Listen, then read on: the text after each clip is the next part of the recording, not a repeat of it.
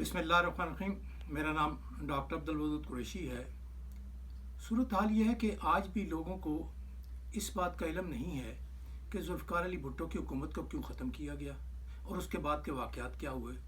لوگوں کو اس بات کا بھی اندازہ نہیں ہے کہ آج جو لوگ روڈوں پر کچھ دن کے لیے کرونا کی وجہ سے جو لاک ڈاؤن ہے تو تنگ اور پریشان ہو جاتے ہیں، لیکن ذوالفقار علی بھٹو کے دور میں 1.5 2 3 4 مہینے لوگ صبح سویرے 9 10 بجے نکلتے تھے اور رات 12 1 بجے تک روڈوں پر رہتے تھے، جلوس تھے، ہنگامے تھے۔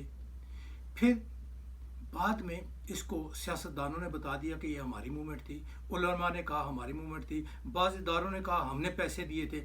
اور اگر یہ سیاستدانوں کی موومنٹ تھی، علماء کی موومنٹ تھی یا کسی ادارے کے پیسوں سے تھی تو انہوں نے بعد میں کیوں موومنٹ نہیں چلائی؟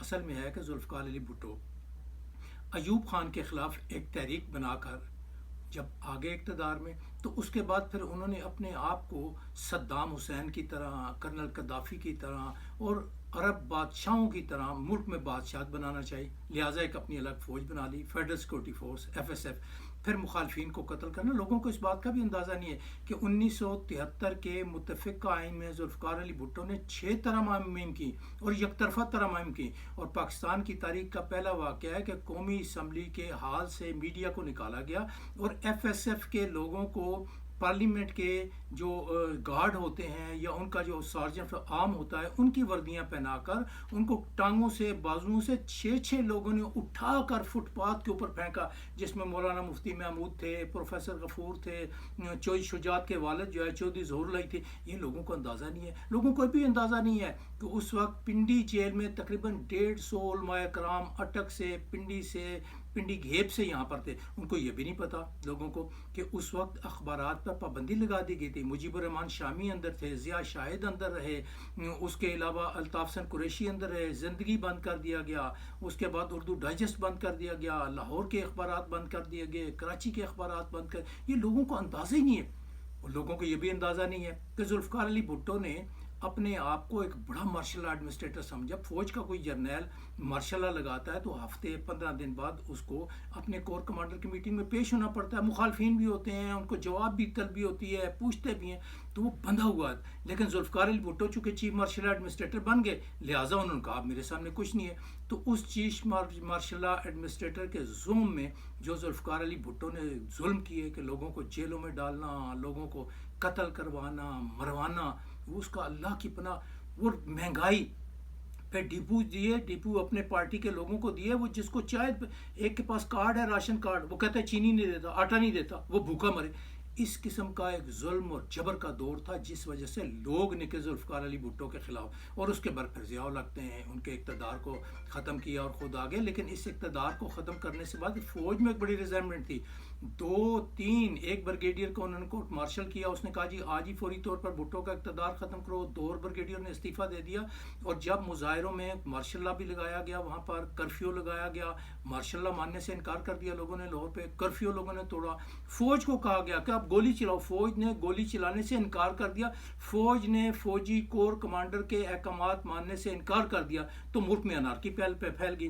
جب انارکی پھیل گئی تو اب پھر فوج کے علاوہ کوئی چارہ نہیں تھا کہ ضیاء الحق جو ہے وہ مارشل لا لگاتے، اور پھر جب مارشل لا لگایا اس کے بعد پھر بھٹو نے جس طرح ان کو اس دوران ہی دھمکیاں دے دی کہ میں آپ کی مونچھوں کے تسمے بناؤں گا اور میں ان جرنیلوں کو الٹا لٹکاؤں گا، تو اس کے بعد پھر یہ سارا کام خراب ہوا۔ اور ذوالفقار علی بھٹو جو ہے وہ بہت بڑا ظالم آدمی تھا، ان لوگوں کو اندازہ نہیں ہے، لیکن چونکہ ایک پیچھے پارٹی تھی، سپریم کورٹ نے پھانسی کا حکم دیا، سپریم کورٹ کے ججوں نے پہلے ان میں سے 3 ججوں نے ان سے اختلاف کیا، جب اپیل گئی ہے تو اپیل کے بعد سپریم کورٹ کے تمام بینچ کے ججوں نے کہا کہ بھٹو کو پھانسی کا فیصلہ درست دیا گیا۔